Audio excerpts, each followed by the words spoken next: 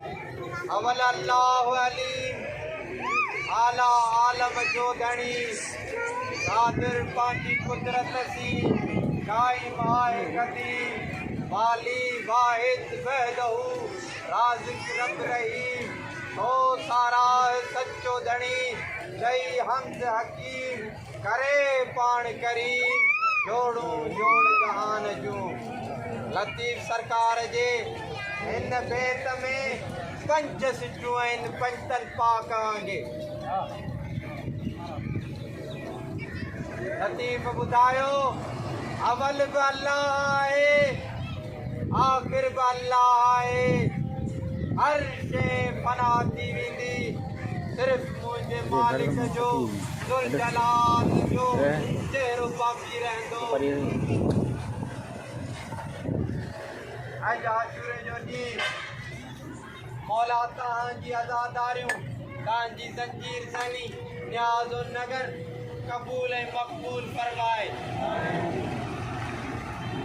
आशूरे जे ॾींहुं वक़्त आख़िर इमाम हुसैन अलैहिस्सलाम खेमे में आयो खज़ीने खां हिकु संदूक पाण सां गॾु हिकु पेती पाण सां गॾु खणी आयो जंहिंमें पेतीअ में नबी पाक जो अमामो नबी पाक जो जुबो ऐं ॿिया इमाम हुसैन जी इमाम हसन जी दस्तार हुनजो जुबो जेॾी महिल वक़्त आख़िर साईं ज़ैनब सलामुल्लाह अलैहा खे मौला हुसैन चयो हाणे मुंहिंजा सभु अंसार ऐं साथी शहीद थी विया आहिनि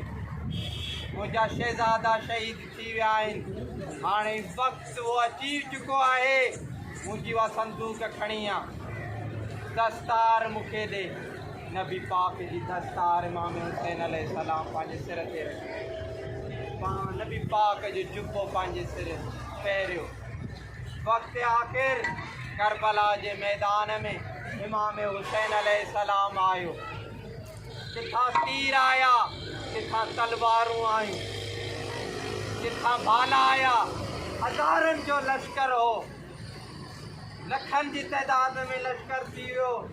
मौला इमाम हुसैन अलैहिस्सलाम खे शहीद करण जे लाइ हर शइ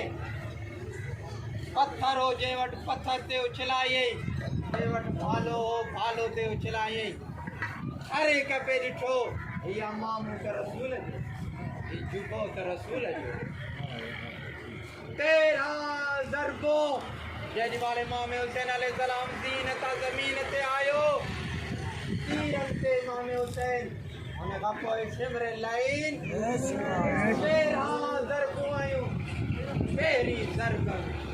मौला इमाम हुसैन फरमायो आदम अची ॾिस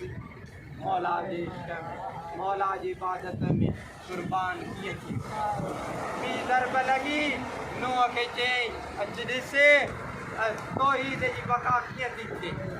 ॿी ज़रब लॻी ईसा खे घुराए चौथी ज़रब लॻी मूसा खे घुराए ईअं ज़रबूं लॻंदियूं रहियूं यारहीं ज़रब ते मौला रसूल पाक खे ऐं मुंहिंजा नाना नबी ॾिस दीन तौहीद जे लाइ मूं केतिरा सितम सठा 12हीं ज़रब लॻी मौला पंहिंजे पीउ अली शहंशाह खे घुरायो चयईं मस्जिद कूफा में तलवार साइण सवली आहे करबला जे मैदान जी तरफ़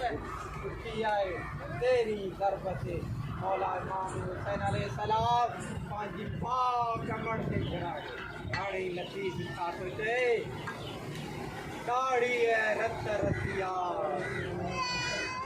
संत मोतिन गुतिया चोॾियां माह चंडकियां पेड़ में पेशानियां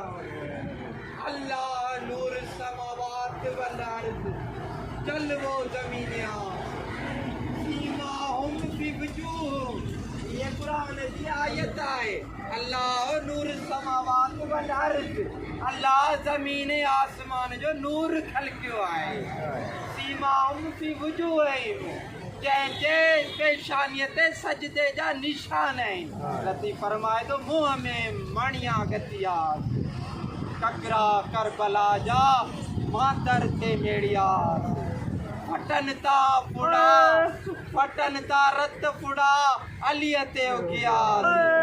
मिड़ई माफ़ कयास खालिक बदले खून जे। वरी लतीफ़ चए थो सिर ढूंढिया धड़ न लहा धड़ ढूंढिया सिर नाहे हथ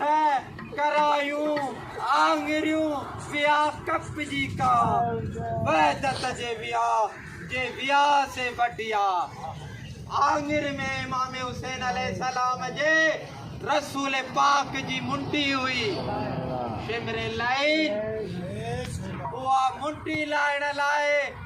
करबला जे मैदान में मौला इमाम हुसैन जी आंगिर कटे छॾी। तॾहिं लतीफ़ चए थो त हथ करायूं आंगिरियूं विया कप जी खां वहदत जे विया से बढ़िया। होॾां मुंहिंजी साइण सकीना सलामुल्लाह अलैहा पखियुनि खे ऊठनि खे चए पई अला ओठी आणी जे निया पानी आहिनि आऊं उन्हनि जी आहियां तोड़े मुंहुं न मनी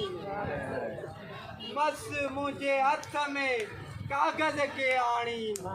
लुड़क न लिखण ॾींद किरियो पवन कलम ते। वक़्त आख़िर मौला इमाम हुसैन अलैहिस्सलाम जी शहादत थी वई। हाणे उमर बिन साद लैस हुकुम ॾिनो कीमनि खे साड़ियो वञे अहल बैत जा क़ीमती शयूं खयूं वञनि। हाय क़ीमती शयुनि में झूले जूं लटकूं क़ीमती शयुनि में बीबी सकीना जा हाय क़ीमती शयुनि में चादर ततही नवासी चादर ज़ैनब सलामुल्लाह अलैहा साइण ज़ैनब सलामुल्लाह अलैहा वक़्त जे इमाम खां पुछो क़ीमनि में रही बाहि में सड़ी वञूं या ॿाहिरि निकिरी। आख़िरी घड़ी आहे सिर्फ़ु हिकिड़ो जुमिलो मसाइब जो ऐं दुआ। साइण ज़ैनब सलामुल्लाह अलैहा ॿारनि खे गॾु करणु शुरू कयो हिकु न्याणी आहे जेका न आहे बीबी ज़ैनब सलामुल्लाह अलैहा हुनखे ॻोल्हींदी रही। उहा न्याणी पंहिंजे बाबा खे ॻोल्हींदी रही ऐं चवंदी रही बाबा मूंखे आवाज़ ॾे त तूं कहिड़ी कुंड ते आहीं आउं तोखे पुकारियां पई जीअं तो पंहिंजी साइण खे चयो त मूंखे पाण न सलींदीअ त आउं वेझो न ईंदुसि। ऐं साइण ज़हरा सलामुल्लाह अलैहा कफ़न मां ॿई हथ कढी इमाम हुसैन खे चयो अलैया अलैया। ईअं इमाम हुसैन साइण सकीना सलामुल्लाह खे चयो अलैया अलैया। साइण सकीना सलामुल्लाह अलैहा बाबा जे सीने ते आरामी थी ऐं साइण ज़ैनब सलामुल्लाह अलैहा उन नंढड़ीअ खे शाम ग़रीबा जे टाइम ते पाण वटि खणी आई चयई त हाणे तूं मुंहिंजे सीने ते सुम्हिजांइ बाबा जो सीनो यादि कजांइ मुंहिंजे सीने ते सुम्हिजांइ। या अलाही सदके मोहम्मद वाले मोहम्मद जे सदके में शहीद करबला जे सदके में परवरदिगार गाज़ी अब्बास